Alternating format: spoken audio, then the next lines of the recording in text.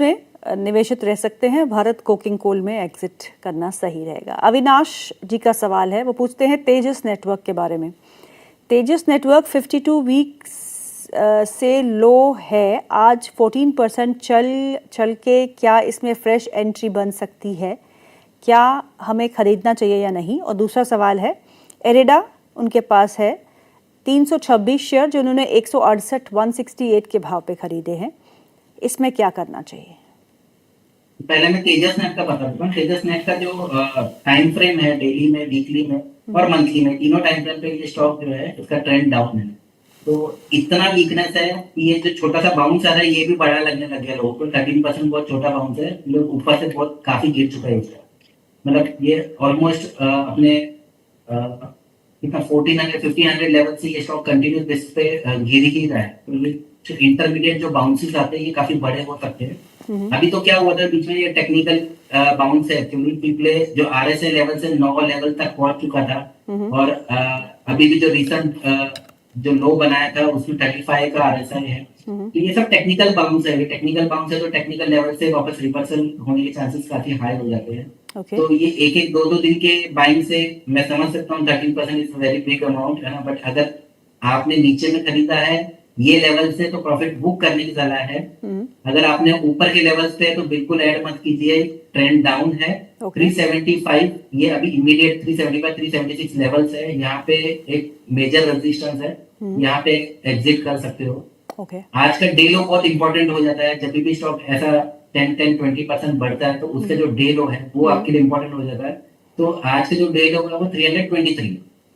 तो अगर आप कन्विंस नहीं हो, आपको लग रहा है ऊपर जाएगा, तो 323 का स्ट्रिक्ट स्टॉप लॉस है। खरीदने की सलाह बिल्कुल नहीं है, बट 323 के नीचे ब्रेक हुआ तो एग्जिट करने की सलाह लो। ओके, और एरेडा?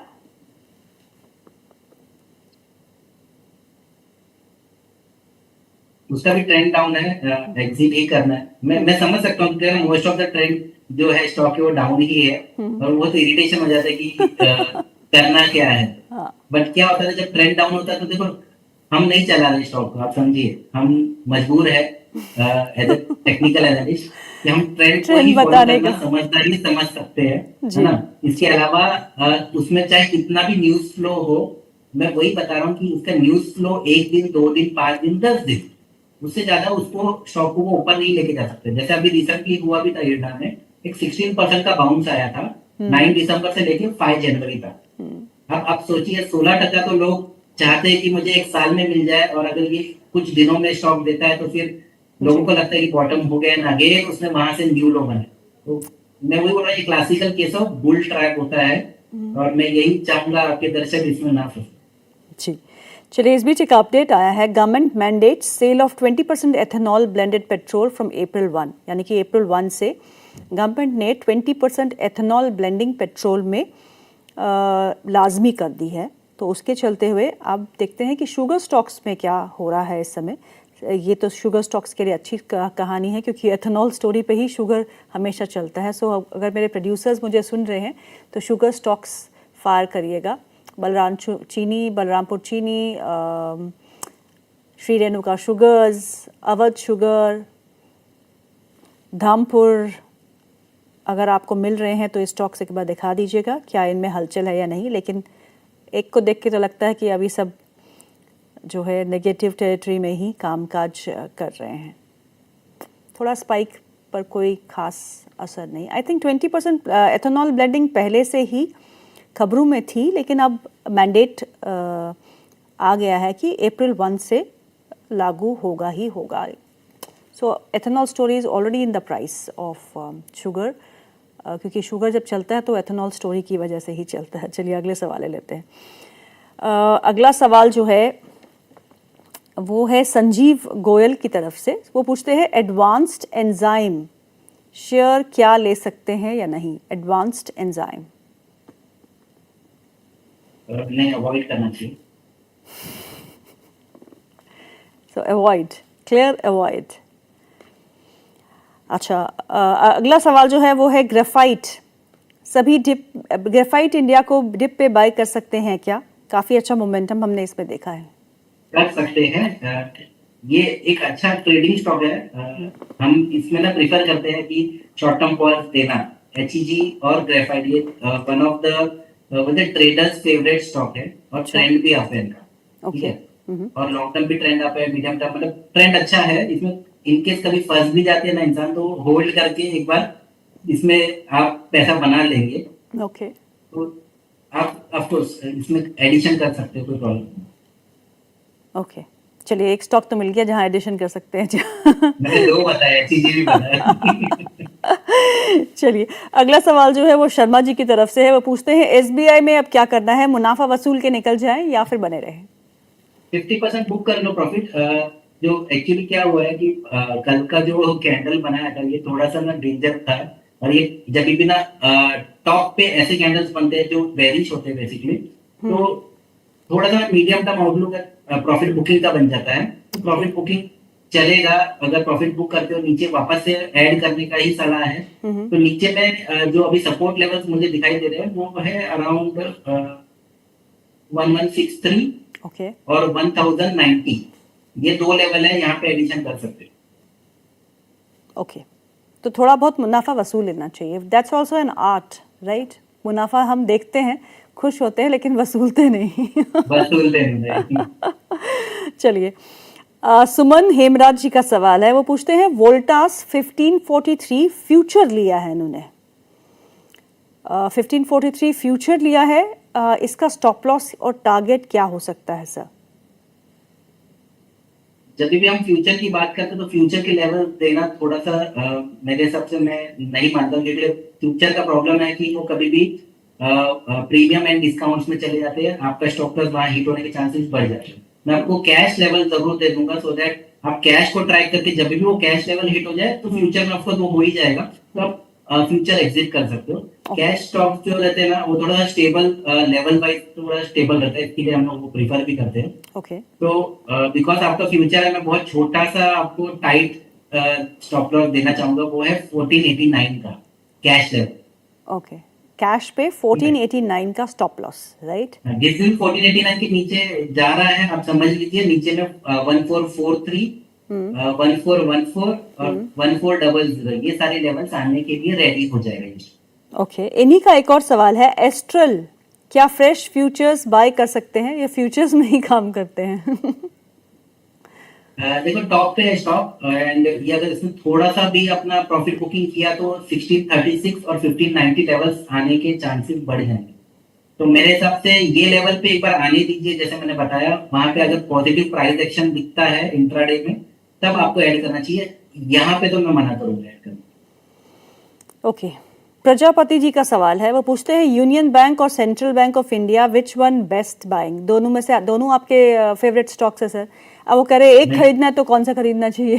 सेंट्रल बैंक नहीं मैंने कभी भी कहा, मैंने यूनियन अच्छा, बैंक हमेशा कहा है। यूनियन बैंक और ही करना चाहिए। और बैंक ऑफ हाँ, उसके महाराष्ट्र। Support okay. लेवल्स मैं दे देता हूँ यूनियन बैंक के, सो दैट कंफ्यूजन नहीं रहे, है ना। तो मैं पहला जो लेवल देना चाहूंगा वो 193 का है। ओके। सेकंड है 184 का। थर्ड है 172 का। और फोर्थ है 164 का। तो ये मैंने अच्छा। चार लेवल इसलिए दिए कि 25%, 25%, 25%, 25%। अगर आते हैं तो ऐड करो, नहीं आते हैं मत ऐड करो, सिंपल। ओके। ओके, और सेंट्रल बैंक नहीं, bank of Maharashtra your favourite? हाँ, बैंक ऑफ महाराष्ट्र में प्रीफर करूंगा। सेंट्रल बैंक से भी मैं एक बार चार्ट देख रहा हूँ। जी।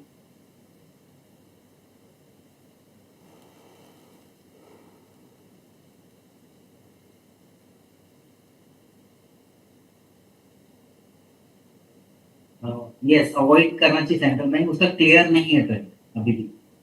ओके, अगला जो सवाल है नाम नहीं लिखा। टाटा कैपिटल का क्या क्या क्या कर सकते हैं? बाइंग प्राइस है 346, एवरेज कर सकते हैं क्या?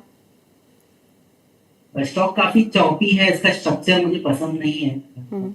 इसमें ऐड करना आई थिंक खाली टाटा लिखा हुआ है इसके लिए मत कीजिए। क्योंकि बहुत सारे लोग नाम के हिसाब से बाय कर मतलब स्टॉक को खरीदते हैं। मैं कभी भी नाम का मुझे तो बहुत बार तो फुल फॉर्म भी नहीं पता होता है, जैसे इरडा है ना, या सेल है। मैं स्टार्टिंग में जब ज्वाइन हुआ था तब तो मुझे पता भी नहीं रहता नहीं तो फुल फॉर्म क्या है। बट ऑफकोर्स ट्रेंड के साथ खेलना पसंद करता हूँ, तो ट्रेंड देखना ज्यादा जरूरी हो जाता है मेरे लिए। ओके। एंड बिकॉज मेरा तजुर्बा इतना है कि मैं short term, medium term, long term सारे के लिए भी मैं रिलाय में चार्ट्स पे ही करता हूँ, क्योंकि मुझे पता है कि चार्ट्स पे ये सारी चीजें होती है। हम्म। खाली मिसकंसेप्शन ये है कि लोगों को लगता है कि शॉर्ट टर्म के लिए टेक्निकल एनालिसिस, लॉन्ग टर्म के लिए फंडामेंटल एनालिसिस, तो ये मेरे हिसाब से तो गलत है। सर अच्छा ये बताइए सचिन, लॉन्ग टर्म में आपको क्या पसंद है? क्योंकि लॉन्ग टर्म तो शॉर्ट टर्म में तो बहुत अनसर्टनिटी है, मीडियम टर्म में भी कुछ पता नहीं, लेकिन लॉन्ग टर्म अगर किसी को पोर्टफोलियो बनाना हो और अभी वो फ्रेश एंट्री कर रहा हो इन लेवल्स के आसपास, तो क्या खरीदना चाहिए? देखो, लॉन्ग टर्म के लिए ना मैं वही बोल रहा हूँ कि जैसे मैंने आपको पहले भी कहा था कि ना मेरा जो थिंकिंग है वो इंस्टीट्यूशन जैसे थिंक करते हैं, इंस्टीट्यूशन जैसे बाय करते हैं, मैं उसी तरीके से मैं भी प्रीफर करता हूँ। और वो कभी भी एक रेट में नहीं लेते, आप समझिए, ओके। है ना।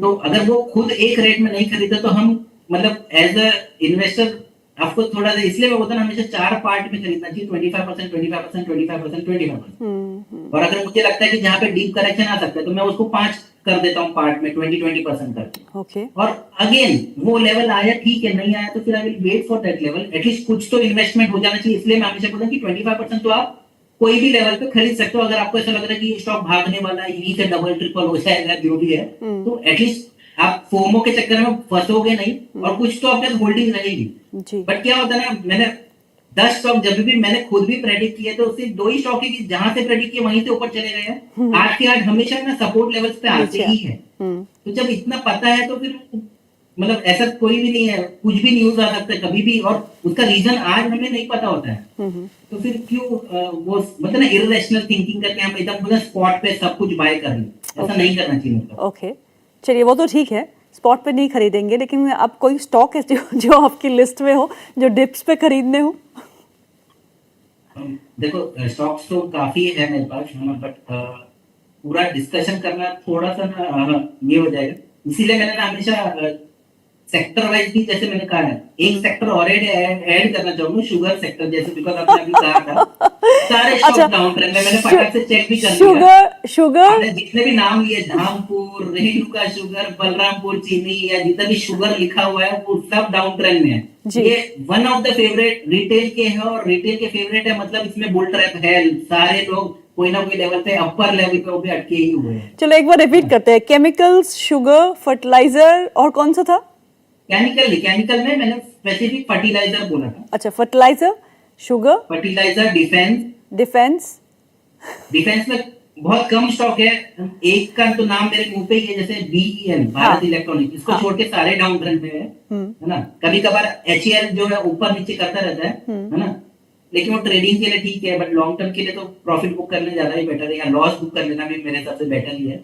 ओके। और शुगर सेक्टर जैसे मैंने कहा, रेलवेज कहा, रेलवेज, ये सारे सेक्टर से थोड़ा अवॉइड ही कर लेना ज्यादा बेटर है। मतलब कट्टी कर लो फिलहाल टेम्पररी इन स्टॉक से।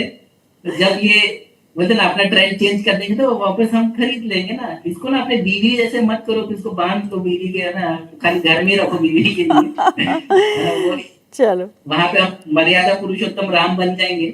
हाँ। बट स्टॉक मार्केट में आना तो कृष्णा के जैसा होना चाहिए, है ना। डायनामिक। जैसे टाइम चेंज है आपको भी चेंज हो, यहाँ पे भी वैसे ही।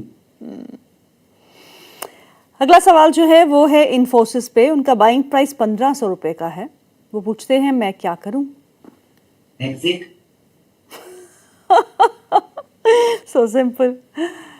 एक सेक्टर और एक ऐड हो गया, IT।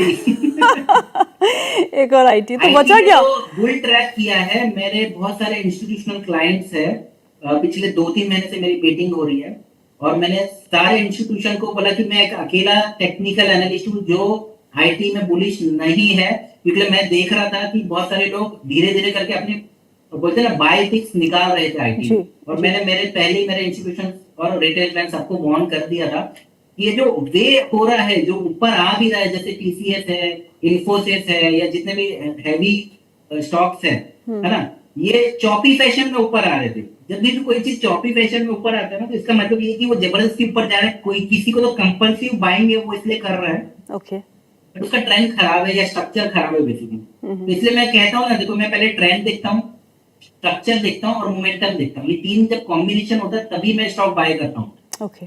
तो खाली ट्रेंड आप इसलिए स्टॉक बाय करूंगा ऐसा नहीं होता है, बट ट्रेंड मेरे लिए कंफर्मेशन के लिए बहुत जरूरी पैरामीटर है। तो जैसे आप देखेंगे तो बहुत सारे स्टॉक्स ट्रेंड अप हो भी जाता है, लेकिन स्ट्रक्चर खराब है तो वहां से उसको भी अवॉइड कैटेगरी में डालना चाहिए।